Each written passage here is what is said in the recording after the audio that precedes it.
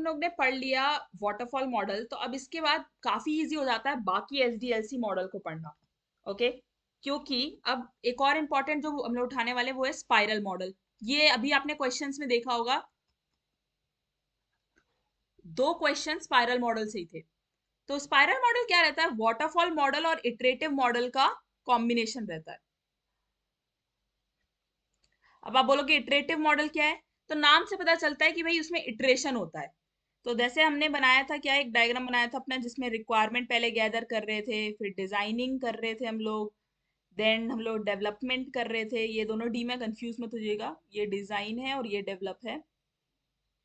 Okay, फिर हम लोग टेस्टिंग कर रहे थे। इसमें एक आखिरी में स्टेप जुड़ जाता है रिव्यू का। ठीक है, अब रिव्यू क्या, कि अब मान ले हम लोग ने ये सारा किया और हमने अब क्लाइंट को रिव्यू करने के लिए भेज दिया। रिव्यू किसके पास होगा, क्लाइंट के पास ही जाएगा ना रिव्यू होने। कुछ एरर आए, कुछ चेंजेस आए, दोबारा डिजाइन प्रोसेस हम लोग रिपीट कर रहे हैं। डिजाइन, डेवलप, टेस्ट और रिव्यू, दोबारा रिव्यू होगा। ठीक, फिर दोबारा आ गए चेंजेस, दोबारा ये इटरेट होगा। और ऐसे एक पॉइंट आएगा जब ये फाइनलाइज हो जाएगा रिव्यू से, एंड देन हम लोग क्या करेंगे, इसे डिप्लॉय कर देंगे। ये डिप्लॉय एंड देन मेंटेनेंस होगा यहाँ पे। ठीक है, तो आप समझ पा रहे हो कि हम लोग क्या कर रहे हैं, बार बार कि हम लोग है ना रिपीट कर रहे हैं, इटरेट कर रहे हैं, इसलिए इसको इटरेटिव मॉडल बोला जाता है। क्लियर होगा आई होप। तो अब स्पाइरल मॉडल की बात करते हैं। वाटरफॉल हमें क्लियर है, इटरेटिव क्लियर है, इन दोनों के कॉम्बिनेशन हम लोग स्पाइरल मॉडल को कहते हैं। ठीक है, अब स्पाइरल मॉडल का मेन यूज केस क्या है, हर मॉडल का एक यूज केस होता है।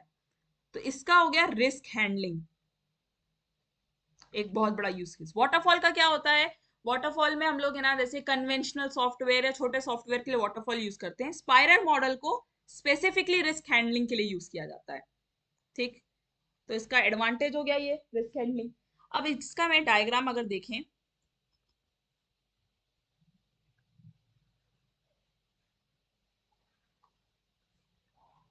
तो यहां से एक ऐसे ही बोलते हैं ना, स्पाइरल बना रहे हो आप, एज द नेम सजेस्ट।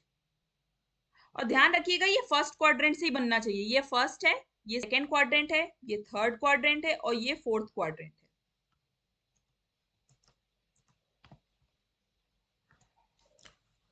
यहाँ पे जब हम लोग है ना इसका, ये जो सेंटर है, ये सेंटर से, मैं कलर चेंज कर देती हूँ पेन का जिससे आपको क्लियर दिखे।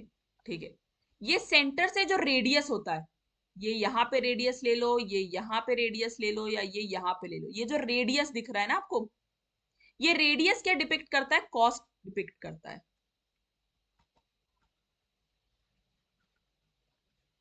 Cost of development. ठीक है, और अब इनके बीच का जो एंगल बनता है, क्योंकि ये ऐसे घूम रहे हैं तो कुछ ना कुछ एंगल बनेगा।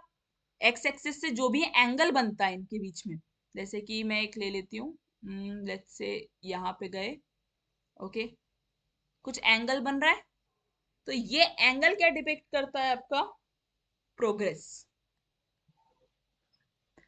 और क्या होता है इसमें, एक लूप होता है। जैसे कि यहां से हमने शुरू किया, phase 1 2 3 4, yup, I have completed a loop.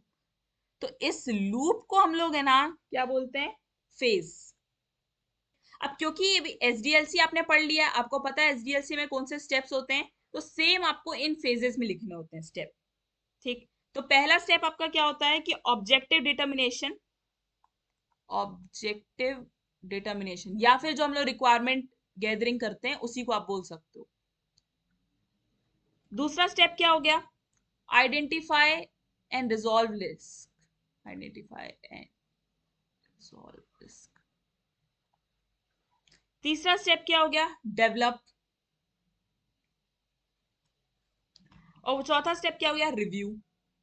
अब देखो इसमें क्या हुआ कि अब दोबारा ये साइकिल रिपीट हुई। दोबारा के उसमें क्या होगा कि भाई हमने रिव्यू किया, हमें सही से ना प्रोडक्ट नहीं मिला, रिक्वायरमेंट फुलफिल नहीं हुए, तो आइडेंटिफाई करेंगे अब हम लोग कि और कौन सी अल्टरनेट अप्रोच ले सकते हैं। Alternate approach.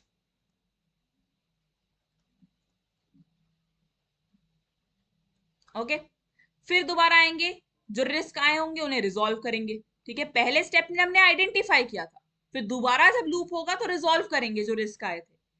अब फिर थर्ड फेज में आए, अब क्या करेंगे हम लोग, डेवलपमेंट दोबारा करेंगे, दूसरा वर्जन बनाएंगे, डेवलप नेक्स्ट वर्जन।